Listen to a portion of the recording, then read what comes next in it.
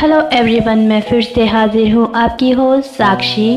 और अगर आप मेरी कहानियाँ पसंद करते हैं तो ज़रूर मुझे सब्सक्राइब कीजिए और आगे की कहानियाँ सुनते रहिए।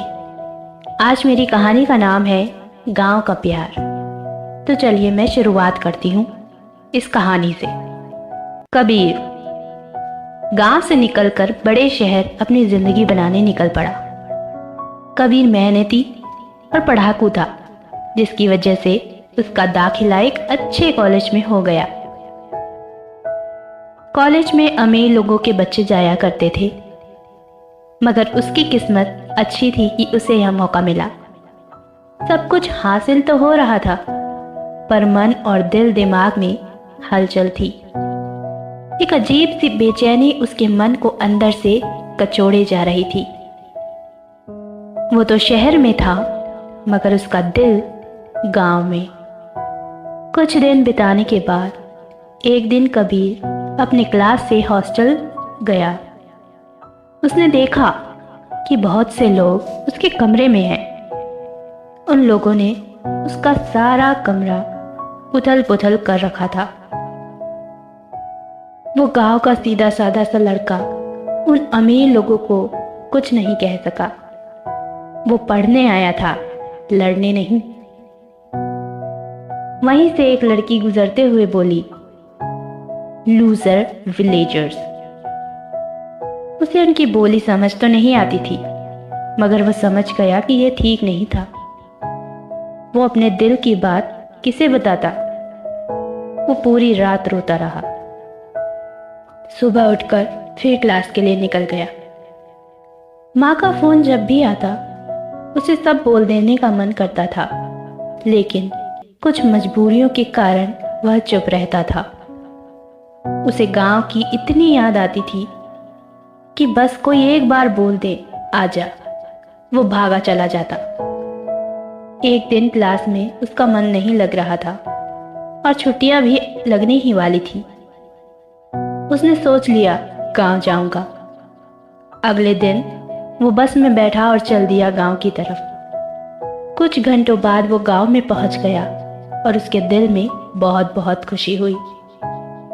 तभी उसने सोचना शुरू किया। Gaon presented by S Creative soul.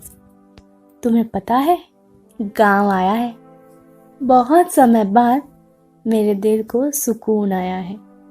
देखकर हरियाली, बाग बगीचे, मन आम के लिए फिर ललचाया है। वो पीपल की छांव के नीचे नंगे पांव घंटों तक खेलते रहना, माँ का जोर से आवाज लगाकर बुलाना और गर्मा गर्म रोटियां खिलाना यादों में बहुत रुला कर गया है। तुम्हें पता है, गांव आया है। बहुत समय बाद मेरे दिल को सुकून आया है।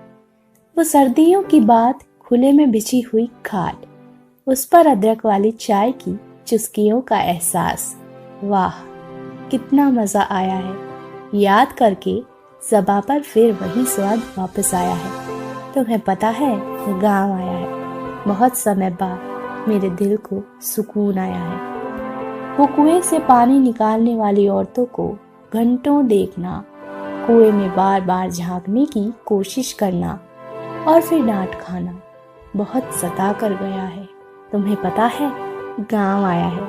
बहुत समय बाद मेरे दिल को सुकून आया है। शुक्रिया। बस का हॉर्न बजा और कबीर सपनों से बाहर आ गया। बस से उतरकर अपने घर को भागा तो रास्ते में बहुत सी बकरियां थी। उसे उत्साह तो था, साथ में बहुत गुस्सा भी आ रहा था। बकरियों को हटाकर वह आगे बढ़ ही रहा था कि उसे सामने लक्ष्मी आती दिखाई दी। लक्ष्मी गांव की लड़की थी जो उसके पड़ोस में रहा करती थी। उसका और कबीर का बहुत मजाक चलता था। लक्ष्मी ने कहा, अरे ओ कबीर बाबू, कहाँ चले जा रहे हो? कबीर ने कहा, तुमसे मतलब। लक्ष्मी ने फिर से कहा, आय हाय, शहर जाकर बड़े साहब हो गए। कोई मेम तो साथ में नहीं लाए हो? कबीर के दिल में वहां के लोगों के प्रति जरा भी सहानुभूति नहीं बची थी, तो उसने भी मजाक में कह दिया, कौन मेम, हम तो तुमसे शादी करेंगे। लक्ष्मी को विश्वास नहीं हुआ, मगर वो शर्मा गई। घर पहुंचकर कबीर ने सबको जोर से गले लगाया और खुशी से उसकी आंखों में पानी आ गया, मानो उसे गांव आकर जन्नत मिल गई हो। कुछ दिन गांव में रहकर कबीर ने हर पल जिया।